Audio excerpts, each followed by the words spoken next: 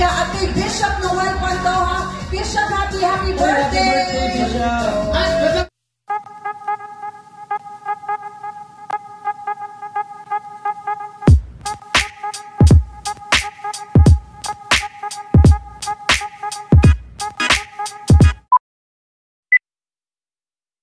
Matapos ang ilang araw na taping nila Kim at Paolo Avellino para sa kanilang serye na What's Wrong with Secretary Kim at ang taping nila para sa darating na guesting ng mga cast ng Linlang sa ASAP, ay muli na nga nitong nakita ang kanyang Showtime family, kung saan ay talagang na-miss din ni Kim sila Argus at ang iba pang Showtime kids.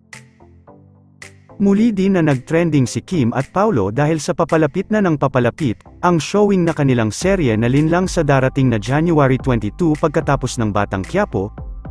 Tila umaapela naman ang mga fans nila Donnie at Belle na gawin ang Can't Buy Me Love na second slot sa primetime bida, ayon kasi sa kanila ay deserved nila Donnie at mas wholesome ang serye nila kaysa kila Kim.